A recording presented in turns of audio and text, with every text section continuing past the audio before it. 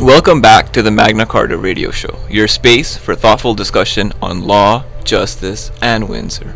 I'm your host, Mustafa Kashif. And I'm your co-host, Martin O'Brien. Today we're turning our focus to some of Windsor's most pressing social issues: poverty, homelessness, addiction, and the organizations working tirelessly to make a difference. We'll be weaving together local stories, statistics, and expert insights, all while exploring potential solutions and highlighting the people leading the charge for change. Let's start with poverty. According to an article by Julia Kitosis in the Windsor Star, written in 2023, Windsor has been labeled as the regional poverty capital due to the soaring living costs, food inflation, and stagnant wages. It's absolutely heartbreaking. The latest Statistic Canada census shows us that over 24,000 people in Windsor, or close to about 11% of the population, can't even afford basic necessities anymore. Yeah. June Muir, who's the executive director of UHC, Hub of Opportunities here at Windsor, said that the rising costs of living is driving more and more people to food banks. She explained that people of all backgrounds, seniors, students, and even people with jobs, are struggling to make ends meet. Muir even said something powerful. By the time you pay your rent, your hydro, your gas, there's very little money left for food, and it's reflected in the stats. Windsor-Essex Food Bank Association served over 190,000 people in 2022, which was over a 20% increase in the year before. And from January to June of last year, so we're talking about the year 2022, the hub served 100,000 people, which is up from 15% over the past year. And what's even more concerning is how this poverty impacts children. In West Windsor alone, 23% of children are living in poverty. So what's causing this? It's a mix of factors: wages that haven't been keeping up with inflation, a lack of affordable housing, and skyrocketing costs for essentials. As Muir said, food banks have shifted from being an emergency resource to a necessity for many families. The 2008 economic recession and subsequent loss locally of good-paying jobs at General Motors, Ford, and Daimler Chrysler, plus many feeder plants, was the beginning of the decline. When they did recover, obviously the manufacturing sector renegotiated lower wages. And the pandemic just accelerated how much worse things got. So we had wages that were not keeping up, housing costs that kept skyrocketing, and insufficient stock of affordable housing, inflation, food inflation, and here we are. So just to jump off that, something that has been on my mind for years, ever since I think I joined the job force at 22, was the fact that Canadian wages, and in this case even I think more importantly in Windsor, wages have been stagnant since the 80s. We faced a similar recession back then. I believe it started around 1981. And since then, I've seen many charts. We are facing a situation where, like you say, the housing costs, the food pricing, it's all doubled, tripled, quadrupled, and in housing's case, almost 10 times the price. But our wages are staying similar. Someone who was making $40,000 back in 1980, that same position still paying close to around that. Exactly. And when you factor in inflation, meaning the dollar isn't worth as much as it was worth back then, and the prices just keep going up, there's no stopping. When you look at food, when you look at gas, when you look at housing prices, rent prices, all of these keep increasing. As you said, stagnant wages compound these issues so much more.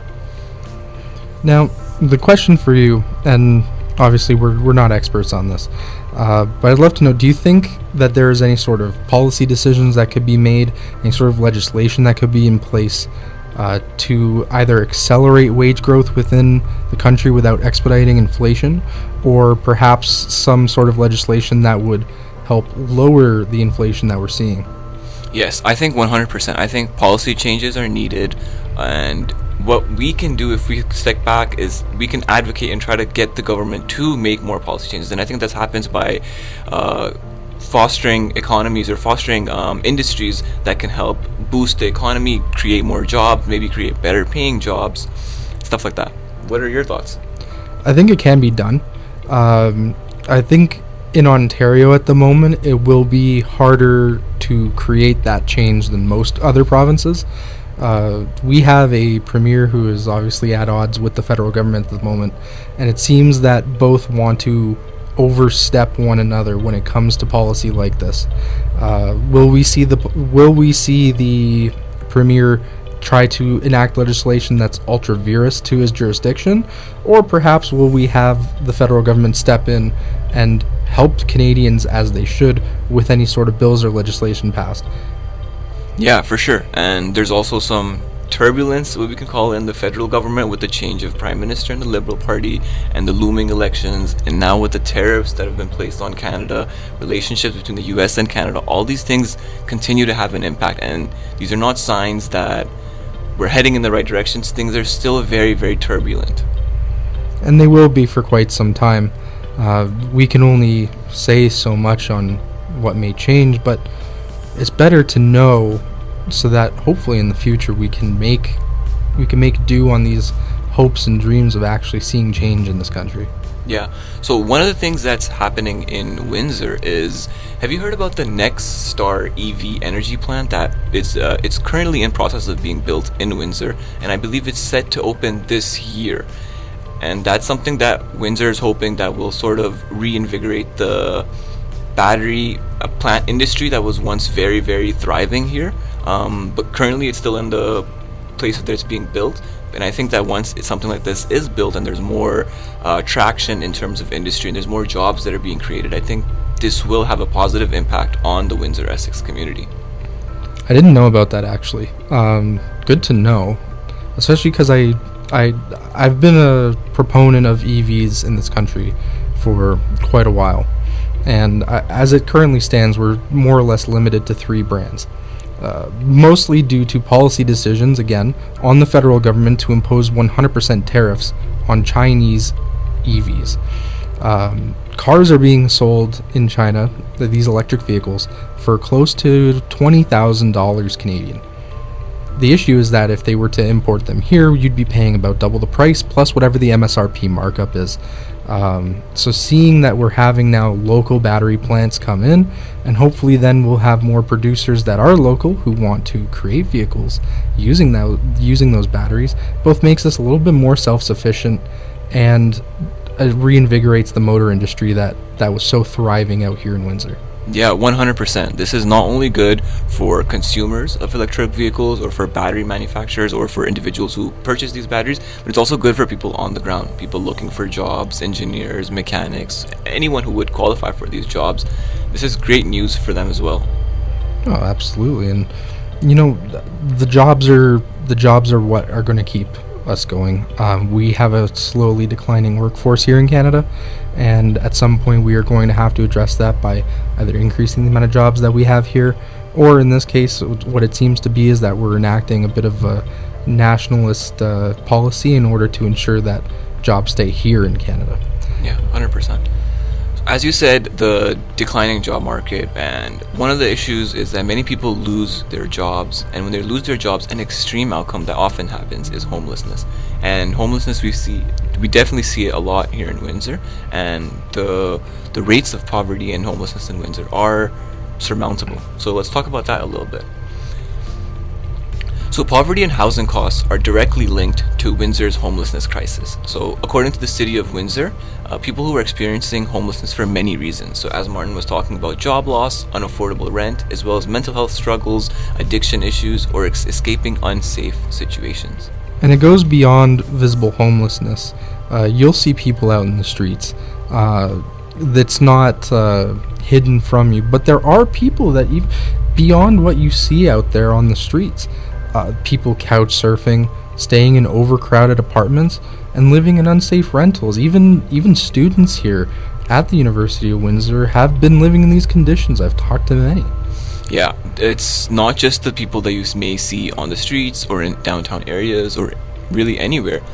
It's more often than not, it's individuals like Martin just talked about. People who are couch surfing, don't have a place to go, or who are experiencing temporary homelessness, who have to go into shelters or different sorts of housing aids. In 2021, the data from the Homelessness Hub showed 251 people in the Windsor-Essex area that were homeless. 77% of those 251 people were chronically homeless. This means that they have been unhoused for a long period of time, often dealing with serious mental health issues or substance use issues. Now, with that, there are organizations that are working to help. The city has many emergency shelters and programs, like housing with supports. As well, there are groups like UHC that offer skill training, settlement services, and more to help people rebuild their lives. Yeah, so one thing I often think about, Martin, and is that there are aids available, but the truth also is that sometimes these aids aren't always available. Shelters are full many times, food banks are closed, and people who are facing homelessness or addiction issues, some would say these are some of the biggest challenges in our modern world today. When it's minus 30 degrees outside, we're coming off one of the worst winters that Ontario has seen in the last few years. When that situation does arise, where I just talked about shelters are overcrowded, food banks are closed, where do they go then? That's what I often think about. Well, it varies by city to city and how much money the municipality is willing to put into it. I know in Toronto we've seen a mass closure of many shelters and places that would be able to accommodate these people, and I would assume Windsor's in no better of a position. I remember when I first moved here, going around the city trying to look for an apartment, you see people in such situations strewn about everywhere across the city. Even the place I live right now, there's a completely empty lot in which people use it for their needs. It's a place that they can stay. Oh wow. It's quite unfortunate that that's the situation that they're forced into, but at the end of the day, how long can you really survive without shelter? Yeah, that's heartbreaking. Yeah. And another issue that, as you talked about looking for an apartment, one thing that I've noticed now that I've been in here in Windsor for about 6 months is, and I've noticed this not only in Windsor, but this is actually an issue in most university towns. If you look at London, if you look at Hamilton, where McMaster is, predatory landlords. This is a huge issue where landlords prey upon individuals who do not know their housing rights. Maybe they're international students, new to the country, and they use them or abuse their rights because they are not aware of their rights. So this is a huge issue here. Have you noticed this as well, Martin? Yes, I have. I first went apartment hunting, not here in Windsor, but also in Toronto. I believe it was September of 2023. And trying to, find an apartment that will accommodate 2 people is almost impossible. On top of that, these landlords or these people who are trying to rent these apartments have postings that are borderline discriminatory. I've come across so many posts where they say you can only be a person of a certain ethnicity or gender or race, or even the diet that you have is required somehow to be a tenant. These are all in contravention of our property law rules that we've set out here.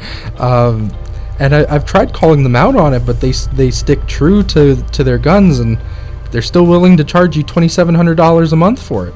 Yeah, and even if you go, these are really, really extreme examples. There's even smaller examples, like say for instance, many places have no pet policies or any regulations on guests. Even these minor things aren't allowed in the Residential Tenancies Act, and they aren't supposed to be in a lease.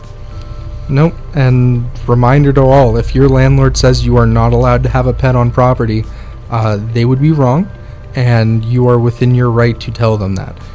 Yeah, and I've noticed that even these predatory landlords, so many of my friends have dealt with issues where, say for instance, many people are coming from north of Canada, Alberta, Calgary. They're not really able to come to Windsor and inspect the place beforehand. Say for someone who's in Toronto or a closer area, they can come in and see the place beforehand. So they're shown one image that's a clean apartment or a house, no issues, but when they move in, they find out that this place has not been well kept for years. Maybe there's rodents, there's rats, it's dirty, and I've heard horror stories of this happening. That's the exact situation a friend of mine from the school's going through right now. He was promised his own room within this house and that it would be low occupancy. Moves in about a week or 2 before school started. He's living with 8 people. They have had a constant rodent problem. and it seems that nobody believes in privacy in that house. Sure, you are offsetting it with comparatively cheaper rent, but at some point your level of dignity and need needs to supersede however much you're paying a month. Yeah, exactly. And home is supposed to be, especially if it's, you're in school, you're in university, and then you come home to this, and whatever you pay, the rent is still so expensive. Even if you try to find a room in a house, it's crazy. So to deal with these issues is heartbreaking. I think it gets even worse when you consider new builds. As of, I believe it was 2021 that this came into law. But anything that's newer built than 2018, the landlord is fully within their rights to raise the rent prices at any point that they deem fit. There have been many cases, both here and across all of Ontario, where people are getting into newly built houses, condos, apartment buildings, etc., and they come in at a price, let's say $1,200 a month. 2 months later, the landlord sends them notice that they're increasing that price to $3,200 a month.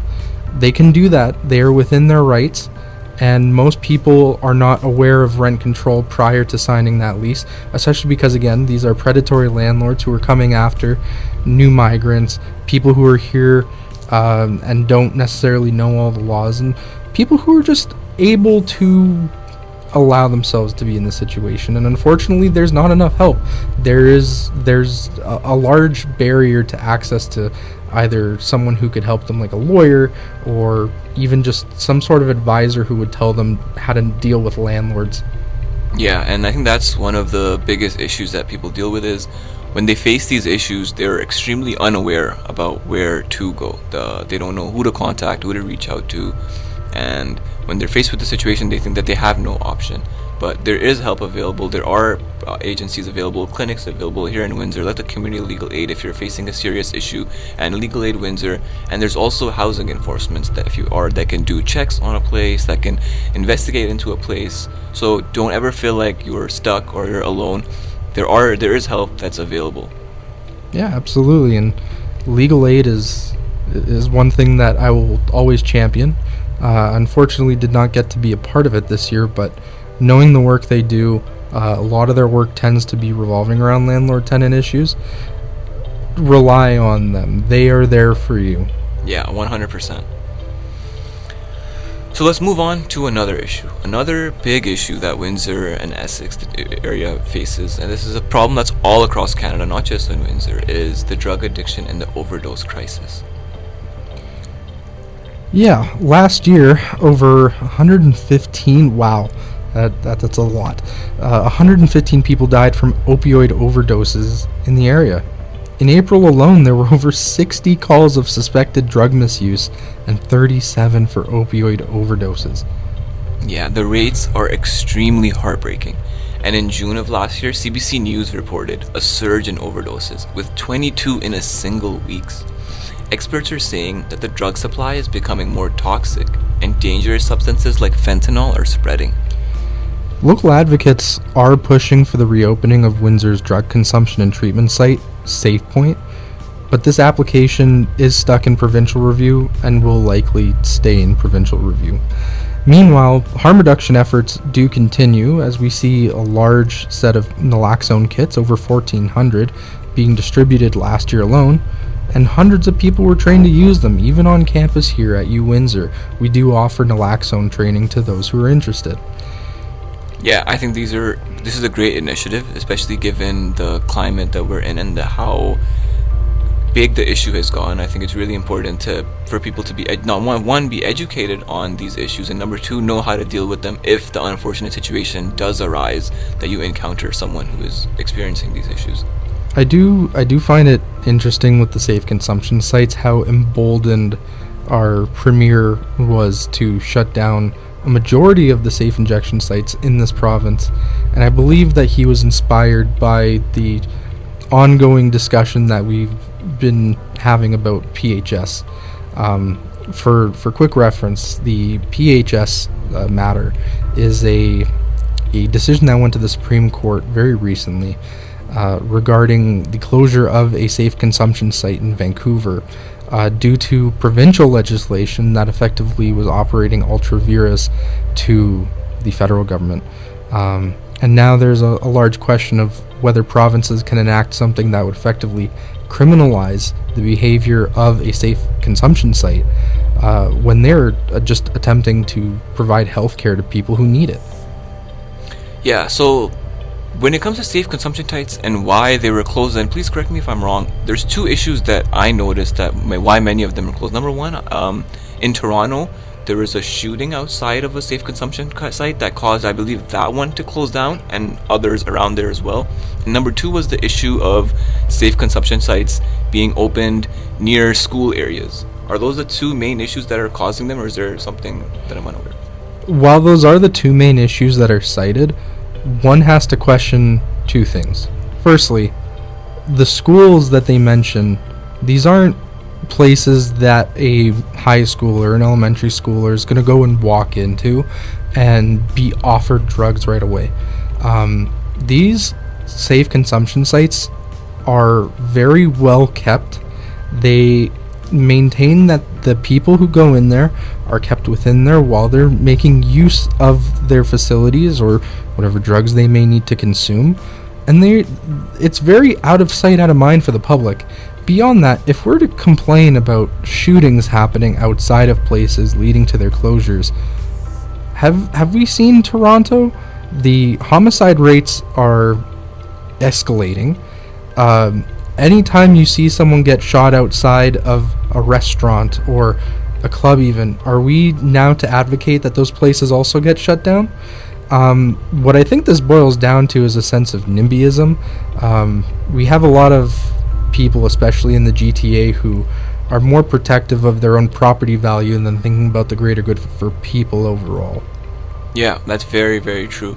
And when it comes to safe consumption sites, it's important to note that safe consumption sites do not offer any drugs to the individuals. They provide safe ways to take those drugs. So you have to bring your own drugs to the facility. It's not like they're selling drugs or they're giving drugs to individuals. It's just providing a safe mechanism. And the research about when it comes to dirty needles being used and infections and diseases being spread, it's horrifying. It's horrifying what the research has shown, and the impact, the positive impact that safe consumption sites can have on communities is staggering. I'd like to give an example just that I've seen. I was a student at TMU between the years of 2017 to 2021. In that time, there was a safe consumption site directly on campus.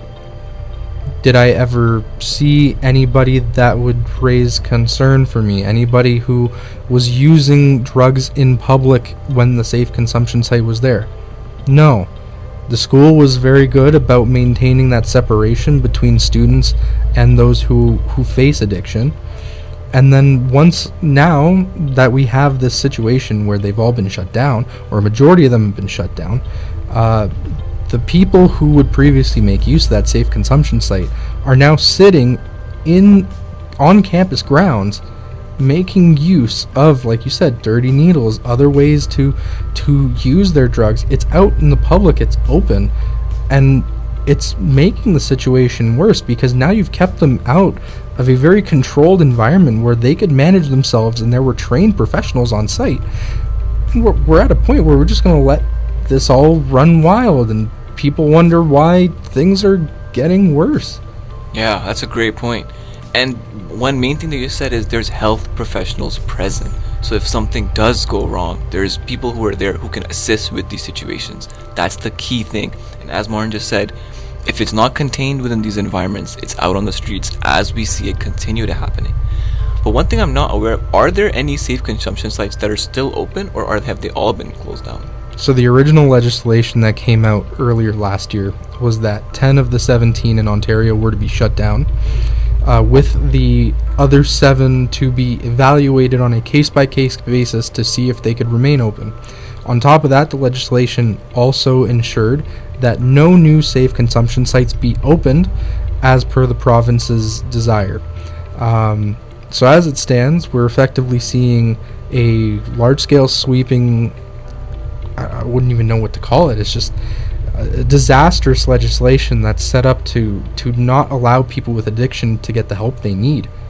Yeah, and I think that's one of the biggest things that I've seen. Again, we're not experts on this matter, so we can only speak from a very, very basic opinion, is that addiction is just not understood. It's not treated with the respect that it deserves. It's not treated as a disease. It isn't. No, you're right. And it's classified as one, which begs the question, and it's something I've been thinking about since this legislation came into being. Is this legislation constitutional? It seems to be in direct violation of Section 7 rights under the Charter, which guarantees life, liberty, and the security of the person. How are we to take away the one place in which these people can have a controlled environment to take their drugs as they need it to help their disease, while ensuring that somehow this also guarantees their life, their right to life and security? If anything, it's putting them in more peril. Yeah, 100%. It is causing more problems. It is putting people more at risk, and especially people who are on the margins of society, who are extremely marginalized, and they're facing intersectional issues. It really, really impacts them. Absolutely. Now, we are going to break. Thank you for joining us on 99.1 CJAM. We'll be right back after these PSAs. Welcome back to the Magna Carta Radio Show. Today we've been talking about social issues, so let's continue the conversation by moving on towards hope and resilience in Windsor and highlighting some of the amazing organizations that are helping these critical issues that we've been talking about. Yeah. Organizations like UHC, as you mentioned, WeCOS, which is the Windsor-Essex County Health Unit, and grassroots advocates are proof that Windsor is still full of people who care, people who believe that change is possible. And for future legal professionals, community members, or simply people who want to make a difference, we have a big role that we can play. Whether it's through volunteering, advocating for policy changes, or even just listening to people's stories, every effort counts. So let's keep the conversation going, because Windsor deserves a future where everyone can thrive.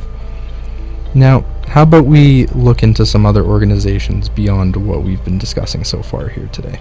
Yes, let's get right into it. So one of the organizations that's doing amazing work is the Salvation Army of Windsor Center of Hope and Emergency Shelter. So this is an organization that provides emergency shelter in a loving, respectful, and dignified manner. It offers support, trust, encouragement, and hope for individuals who are experiencing homelessness, and specifically this focuses on male individuals who are aged 18 years or older, and individuals who are experiencing chronic and episodic homelessness due to complex social, economic, and health challenges. And as we talked about earlier, chronic homelessness is when somebody has been experiencing homelessness over a longer period of time. Next, you'll find the City of Windsor's Homelessness and Housing Help Hub, also known as H4. They provide resources and support to individuals experiencing homelessness. They also help people find housing and other services. They offer an effective response to homelessness during the global pandemic, resulting in communities throughout Canada rapidly adapting their own services and propping up new initiatives to better meet the needs of people experiencing homelessness. And I saw this myself actually in Toronto. I used to do a lot of volunteer work for the Good Shepherd homeless shelter. And in that time, during the pandemic, they looked to completely change how they delivered services to people who deal with homelessness, to ensure that they were best served to both ensure their health, while also maintaining that shelter over their heads. Wow, that's amazing. What did your role entail as a volunteer there? I was mostly serving food. It all started when I was 16. Not to, I guess, talk too much about myself, but started when I was 16. We would deliver lasagnas usually once a month and serve that to the people who were in need. Wow, that's amazing. And if you don't mind me asking, what motivated you to start this endeavor, especially at a young age like 16? So, to be honest, it all started because my high school had a volunteer requirement. Those 40 hours were tough to come by, But once that ended, and once I hit my requirement, it just continued on, and it almost became like a tradition to just go. Pushed my love of cooking to just allow it to be for other people.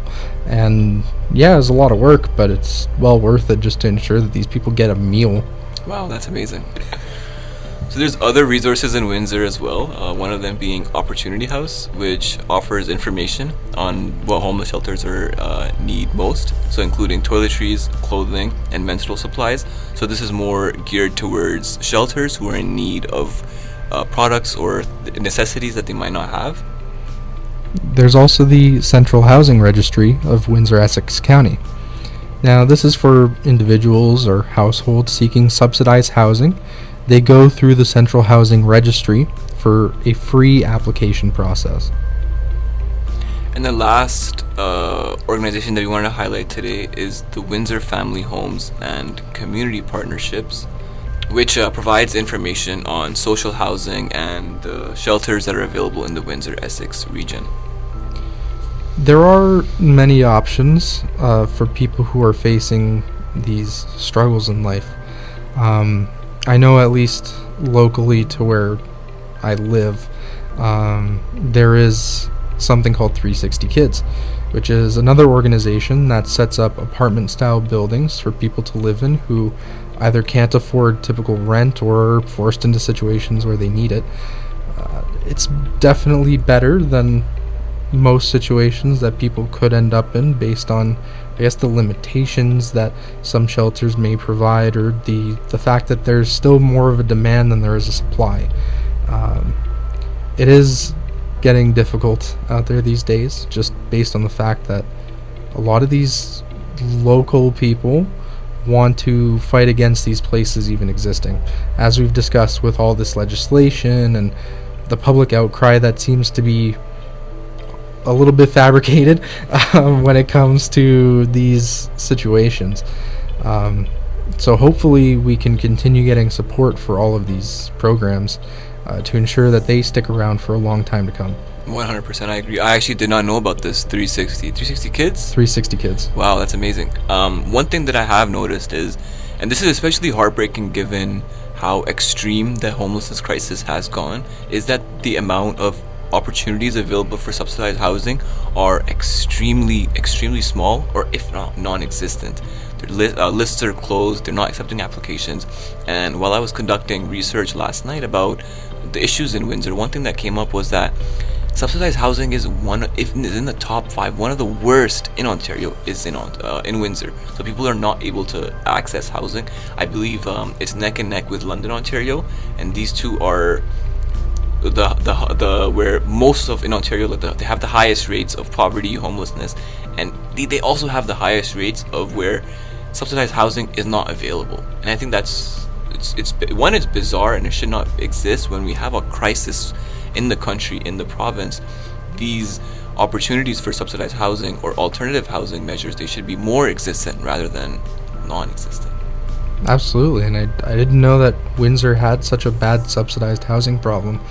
You would think that with all of the land that seems to be in this area, it would be prime real estate to build upon. I mean, we have, like, I look down the street that this university's on, and all I see are low-rise buildings. Sure, that is shelter, but that's maybe 9 households at most. There's a whole downtown that they could continue to build upon. There's areas even nearby. You could go to LaSalle. You could look at, well, to be honest, I don't know many of the areas outside of Windsor, but there's plenty of places that could be built upon. It's not a shortage of land. I don't think that's ever been the issue. Even if I'm sure you notice when you're driving to Windsor or back from Windsor how much empty lots, empty farmland where it's not used, it's not productive, and yeah. What could the problem then be? I'm not sure. I think it has to do with many things. I think that there's definitely a development problem where there's not enough properties that are being built. But I'm not completely sure. What are your thoughts?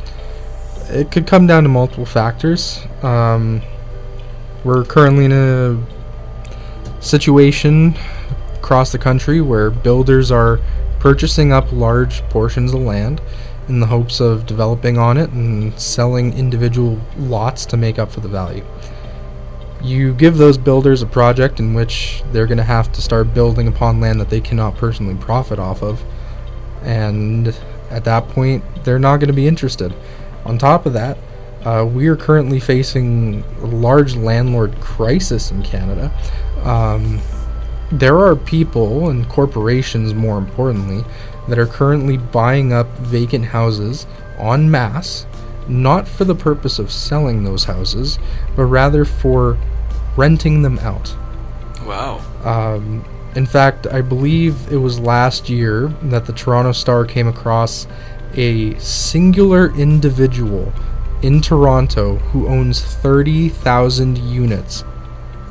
That's crazy. 30,000. 30,000 units. What does one person need to do with all that property? So it's kind of a two-pronged issue, and I don't know what can be done at this moment to fix that. Perhaps it requires legislation down the road to limit the amount of home purchases either a corporation or an individual can make. We did see the federal government do something like that for foreign investors, but that was only a temporary 5-year ban. So potentially down the line we'll see something a little bit more permanent to bring us back to the idea that homes are meant for living and not for this en masse investment strategy that guys in their 30s with far too much money have come up with. Yeah, it's I think it's the classic where the rich keep getting richer and the poor keep getting poorer, and this is especially true in Canada, especially when we see the surge in what we talk about, homelessness rates, addiction rates.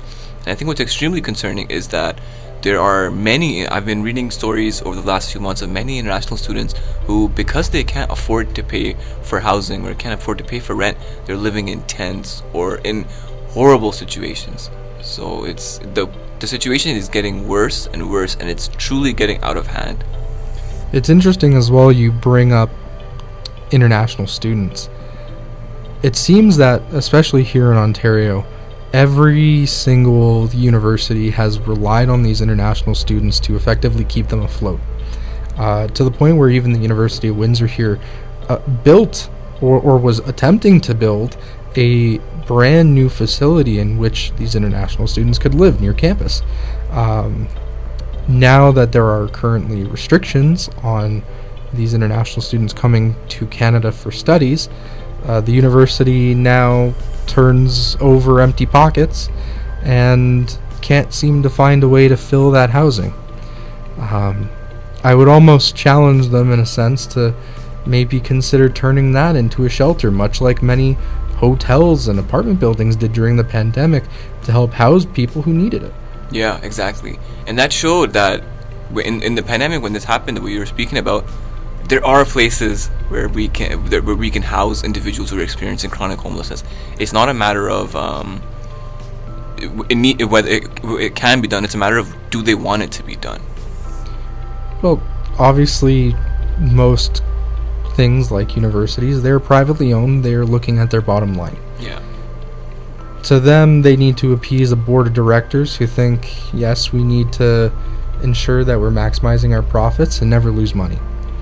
Even if that is the case, and it is, we should consider that the universities, and especially the University of Windsor, could gain so much goodwill with the community attempting to repurpose something like an unused or an underutilized center, such as this new living quarter facility, and turn it into something that could house the homeless of the city. It could be something that just helps the community. It also sets an example for potentially other college towns like Windsor. Yeah, 100%. I think this would be a great initiative for Windsor, especially given how broad and extensive the problem is in Windsor. So, yeah. Another thing that I wanted to mention before we get ready to sign off is that the issues that we've been speaking about today, they get extremely compounded when we talk about people who are on the margin, and I mentioned this before, people who are on the marginalized aspects of society. So if you're a racialized individual, if you're an indigenous individual, issues like homelessness, issues like surging inflation, extremely high rent prices, addiction, these are all compounded when you factor in the fact that there's systematic racism that these individuals have to face, systemic issues that come in from the job force when they go to the legal system, from the top to the all the way to the bottom. These issues are compounded and they're exacerbated for these individuals who are marginalized, whether it be the indigenous community, whether it be racialized communities, the LGBTQ plus community. These issues are exacerbated and worsened for these communities. So organizations that are specifically focusing on these groups of societies do need to be recognized and should be celebrated. Absolutely. And marginalized communities especially, they suffer the worst out of all of us.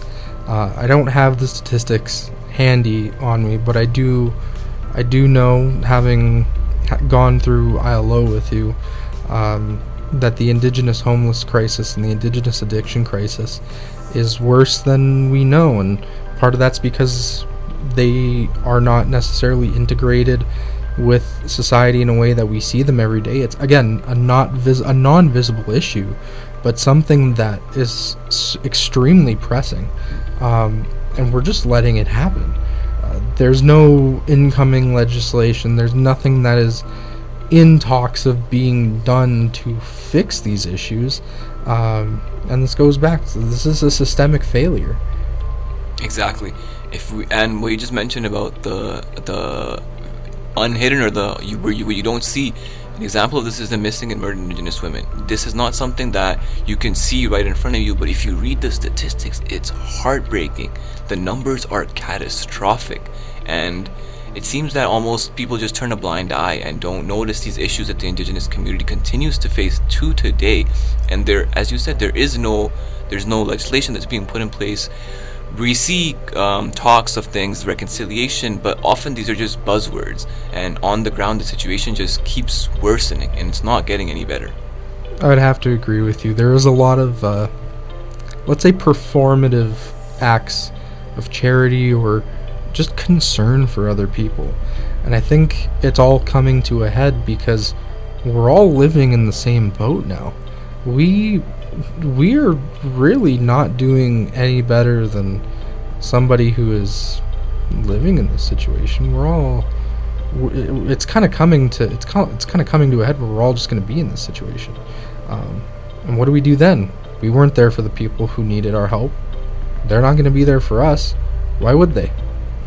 So there's many individuals who are facing these social issues, and like we talked about, homelessness, addiction, job loss, inflation, rent, extremely high rent prices, and there's often people who there's nowhere to go. And as a society, as a nation, we need to do better. We need to keep encouraging our governments to make policy changes, to make the changes that are necessary to create positive change in our society, so that people don't feel like there is nowhere to go. I agree, and I think it's important to remember that there is hope. Listening to something like this, you chose to learn about the issues today, and that is just step one in what will be a long process to social change. If you have the ability, write your local MPs. You have representatives who can make these changes as long as you get the voices to back you. Write letters, send emails, whatever is necessary.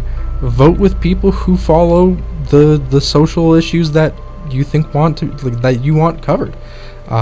We just recently had a provincial election, and being an issue-based voter goes a lot farther than being loyal to a party, just in the long term. And just do what you can, even on the micro scale, to help out your fellow person. Exactly. Whether it be volunteering, reaching out to organizations to see what you can do to help, or anything, or even just lending a smile to somebody who is going through any of the issues that we mentioned.